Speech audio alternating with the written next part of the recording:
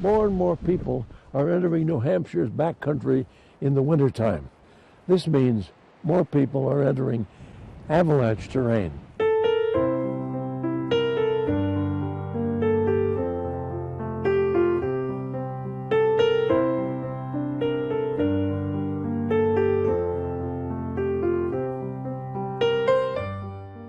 Welcome to Windows to the Wild. I'm Willem Lange.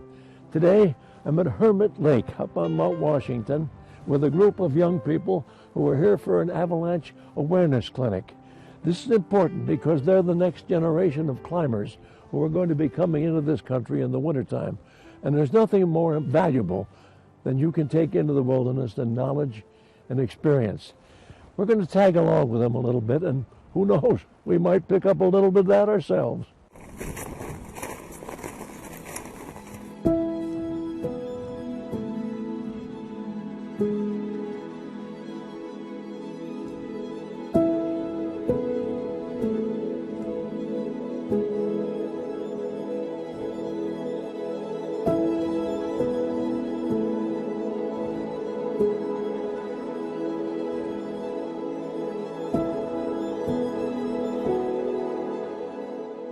And when I prepare to head up on Mount Washington in the winter, I never know what to expect from Mother Nature. We've looked out today, bluebird skies and a balmy 30 degrees at the Pinkham Notch Visitor Center.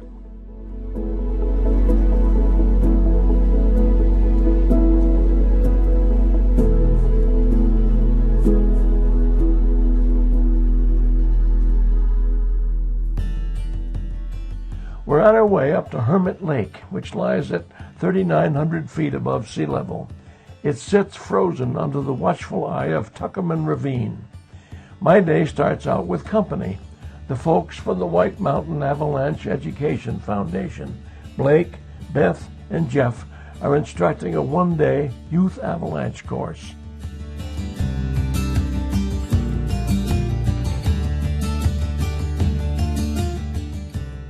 They'll learn the basics of safe travel in avalanche terrain.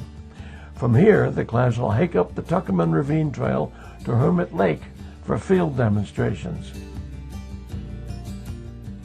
Now, while the class gets underway, I'll spend the morning with the U.S. Forest Service snow rangers as they keep backcountry travelers safe.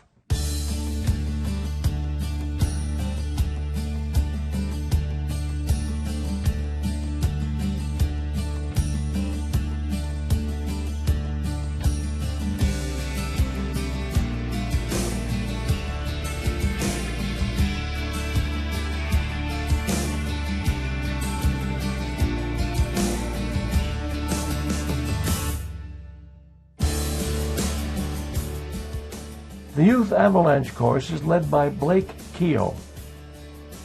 So it's 9:20 right now. Let's plan on giving everyone 10 minutes to double check your water, double check food, really make sure you have gloves, warm layers. Blake is a certified ARE instructor. He's also a ski guide during the winter months, and if that's not enough, a psychology teacher in Portland, Maine. In his free time, he pursues his own ski mountaineering goals, which include climbing and skiing all of the Cascade volcanoes.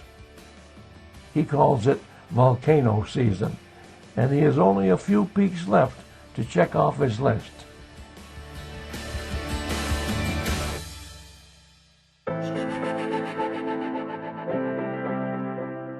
Back in New Hampshire, in between his many duties, Blake tours the White Mountains in search of the best ski descents New Hampshire has to offer.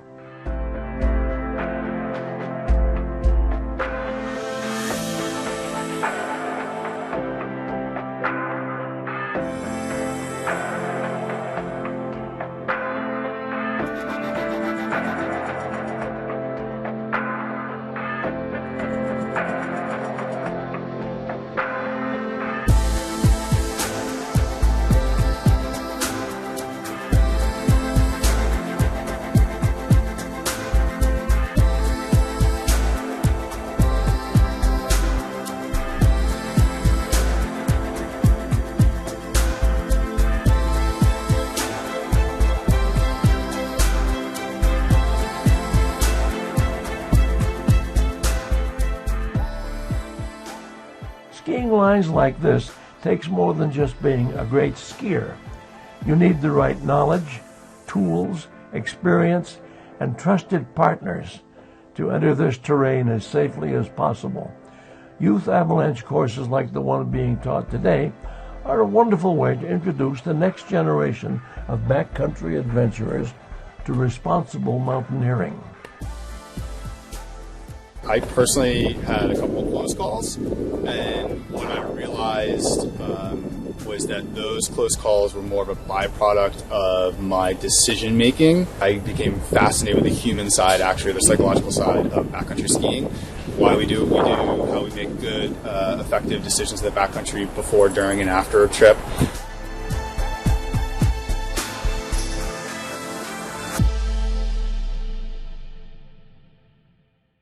I'm going to present what it's like basically planning for a day, right? And it is like there's some like real intention behind it. Like there's actually a lot of pre-planning that goes into being not only in the backcountry, so backcountry skiing, but in avalanche terrain. The youth is important for so many reasons. One being they are the next generation. Another one is the backcountry is seeming to be more easily accessible each year with the better and lighter equipment, and they don't necessarily know what they're getting themselves into, but a lot of it I think is kids seeing what is out there for terrain, and we want to make sure that they're learning the right way. So we haven't even like walked out the door, we're not even cold yet, and this is already like a very, very complex system. To say nothing of like going into a windy, cold environment, and then we're going to propel ourselves at a high rate of speed downhill, right? That becomes increasingly more complex, and we haven't even added avalanches to it yet. Beacon probe and shovel, you always have them, they always go together. And then I alluded to the ice axe. Snow climbing with an ice axe and crampons is a very important skill set for skiing up here. I strongly advocate a compass and map skills. But I know it's going to be windy today. It's going to be blowing at about 65 miles per hour, 70 miles per hour out of the northwest, with gusts all the way up to 80.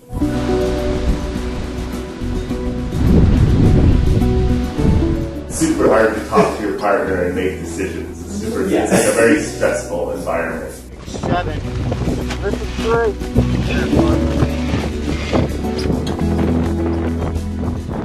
Wind plus snow equals wind slabs increase avalanche danger. So that's one big thing we're going to be looking for as we're heading uphill. If we were actually going up an avalanche terrain today, we would have 3 different plans. We'd have a plan A, a plan B, and a plan C.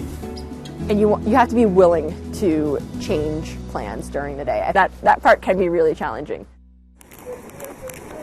Back up at Hermit Lake, the snow rangers and mountain rescue teams are hard at work. When you venture up into this terrain, it's good to know you have these experts keeping an eye on things. The weather and conditions here can be lethal.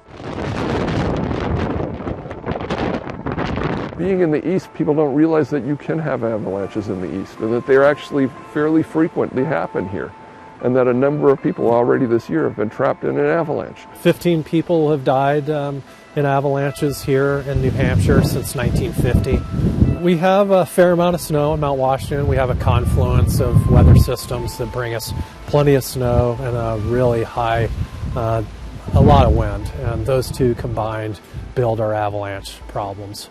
And we've got the steep terrain for those avalanches to slide down, and then people are attracted here. So we really have a classic recipe for avalanche hazard. You need a slope, you need snow, and you need a trigger. Unfortunately, the trigger is, oftentimes a person.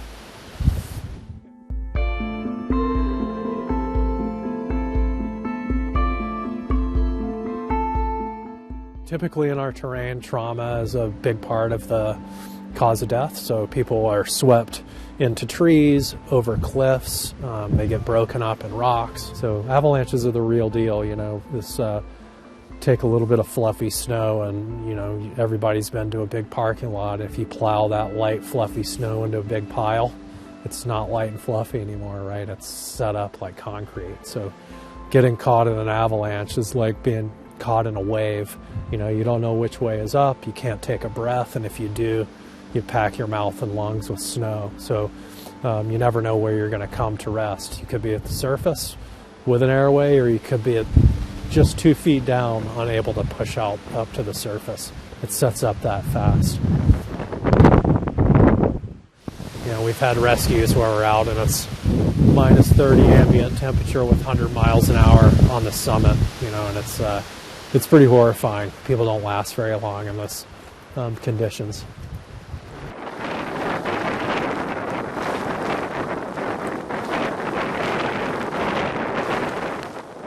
We had a situation here where a university club came to climb over Christmas break.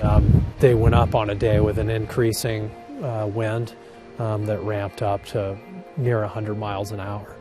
Quite cold, minus 25. They took a turn coming down towards Tuckerman Ravine, then lost the trail and recognized that the slope was getting too steep.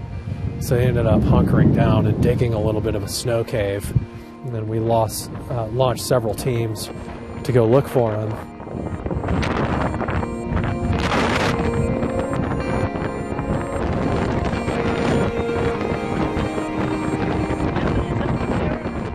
Due to the weather conditions and the extreme cold and people getting knocked down by the wind, we were just about to pull the plug on the rescue when I stumbled on them with my team.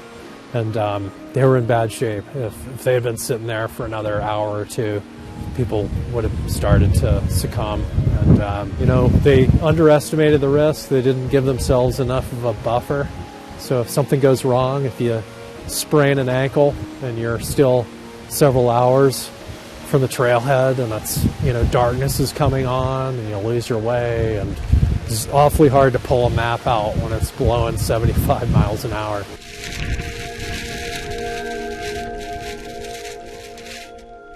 So we've had situations where people will wait for somebody else to go up the slope, right? And if it does an avalanche, then they'll think, oh, it must be good. So they'll follow that person up the slope. Well, that's happened in Gulf of Slides. It was actually a considerable day, and the person walking up the slope got almost to the top. They triggered the avalanche, and the two people hiking up in their tracks below them were caught, carried, and killed by that avalanche. They were swept into the trees and asphyxiated.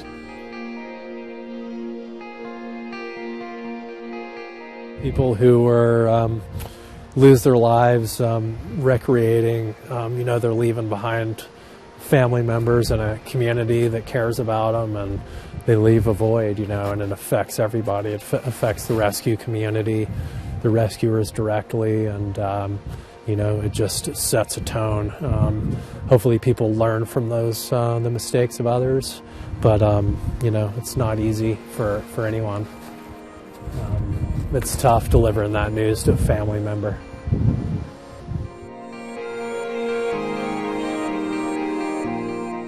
And we don't tell them they can't do things. It's the national forest here, right? And it's your land when you come here. You can be a great skier and be able to ski that, right? But that doesn't mean that you have the knowledge, the avalanche awareness, to know how to do that in as safe a manner as possible, and when you really absolutely shouldn't be there at all. Our goal is to give them as much information as possible so they can make a good choice.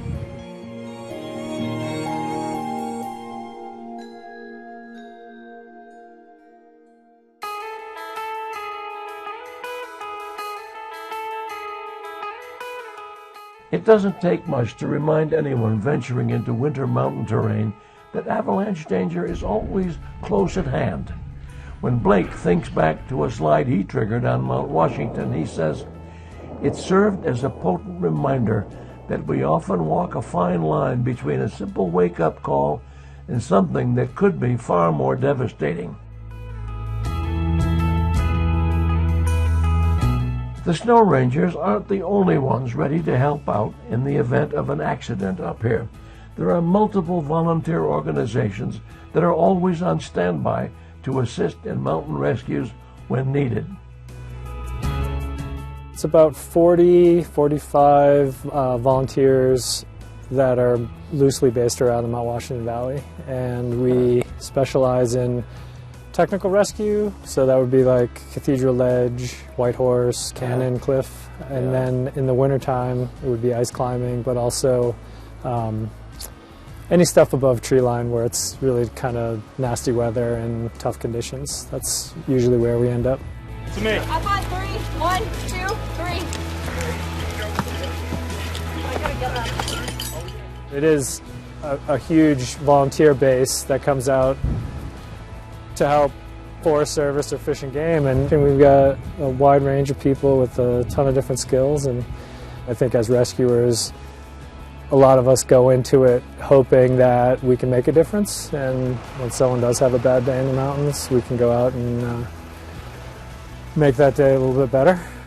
It still might be a bad day, but at least it'll be better than some days. Back in the classroom, the students are doing a final gear check and are ready to start their 2.5-mile hike up the 1,800 vertical feet to Hermit Lake. That's where they'll learn about basic snowpack analysis and how to perform a companion rescue. If, worst case scenario, there's an avalanche and someone gets buried, everyone that's not buried, once the scene is safe to do so, turns their beacon to search. Right now, my beacon is finding a lot of signals. So that's how, and you're going to practice with this later, but that's just a really quick overview. I gotcha. All right, go join Kirby. Come on, Anna.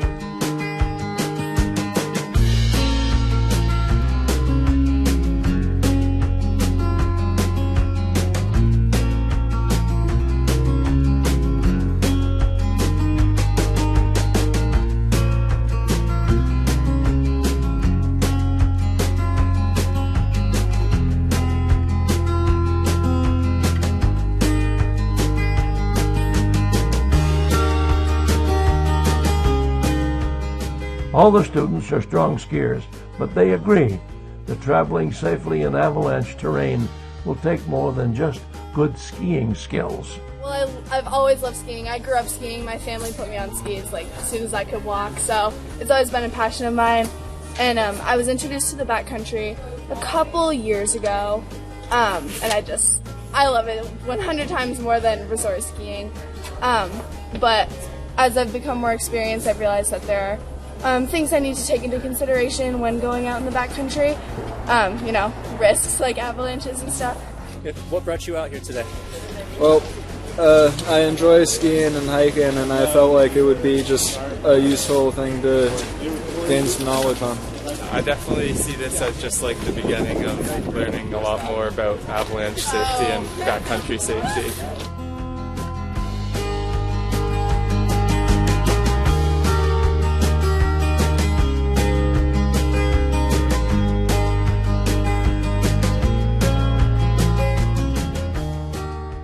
Well, it's now midday, and the class has finished their hike up the Tuckerman Ravine Trail. The wind gusts at the summit are about 80 miles per hour.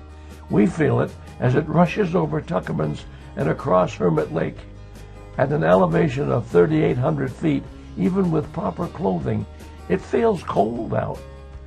After a quick lunch at the Snow Ranger headquarters, everyone's warmed up, and it's time to head back outside for some field instruction. Pull the bottom up for that one. Slide it up. What's the smallest number we've got so far? 2.4. How far? 2.4. All right, everyone should take off their skis. It is a very common mistake is that you have this equipment but you don't know how to use it, and then you get into a scenario where you do need it, and bad stuff can happen. So as you're getting closer, you want to get lower.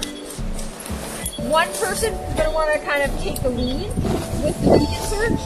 And the other two are going to be ready with the probes and shovels. All right, so that seems like that's lowest. So now you want to start probing. You each want to dig kind of away from each other. So if Lucas is digging that way, I'm going to dig this way. And it's a lot of muscles, in and away. You actually want to start digging a little further out from the strike. You dig like you've never dug before. Like you use all your energy. It takes a lot to uncover a buried person in an avalanche, and time is of the essence. Like you have ideally under 15 minutes from when the person has been buried to get them uncovered.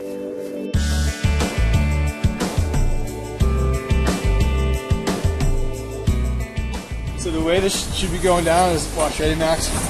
So you actually would stand back a little bit, right? And you are going to be watching this layer for me. Okay? Sure. Yeah, right? And you cut the back, right? Yep. Okay. So you're at 20, 1, 2. So this, see how this chunk is still in here? Yeah. It doesn't mean that like that wasn't cut all the way. So really, we were only testing like to here. Okay, well, that's fine. You guys have, that's why we're having a learn. Right. So we want to make sure that's cut all the way through.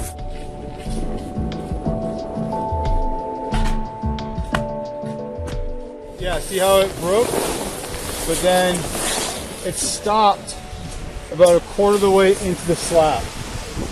So it broke, but it didn't want to propagate. And propagation is the big problem. Learning in the backcountry isn't reserved just for the students. Forest rangers and mountain rescue teams are lifelong learners too. They constantly train and refine their skills in the field. Today they'll practice a search and rescue scenario. There are many tools used to find a buried victim. One of the best doesn't rely on batteries, GPS, or modern technology at all. Meet Lily.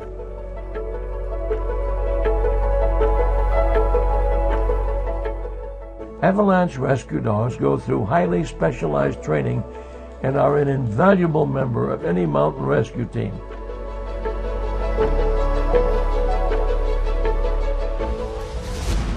Hey Nate, I got a positive dog signal.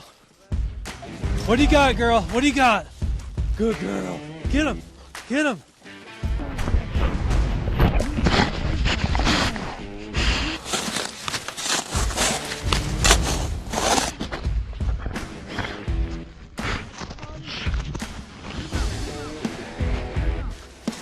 Sir, you all right? Yeah. You okay? Anything hurt? All my legs are hurt. Your legs are hurt bad? Yep, so it sounds like you got hit by an avalanche. We're going to take care of you, okay? Nate, Frank. So one victim, male, 175 pounds, possible broken legs. We haven't been able to assess yet, but we need more people to help move him. Possible femur.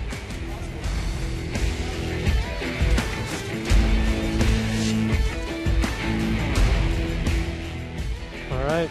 Good job.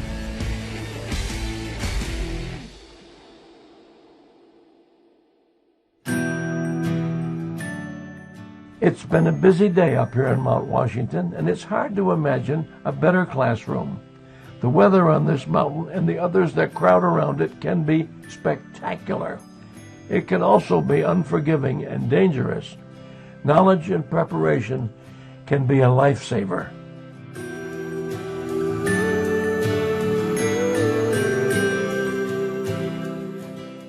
Well, it's 3 p.m. and the students are now ready to ski the Sherburne Ski Trail back down to the parking lot. This part of the class comes naturally, with no instruction necessary.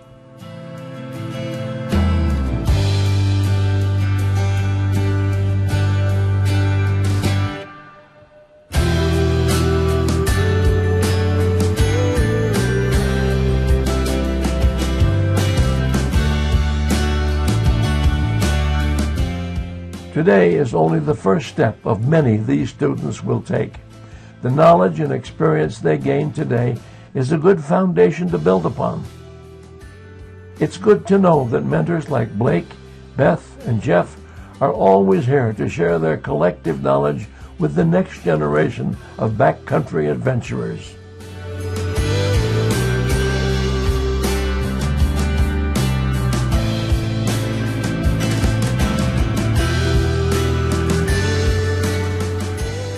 I'm Willem Lange, and I hope to see you next time on Windows to the Wild. Bye-bye.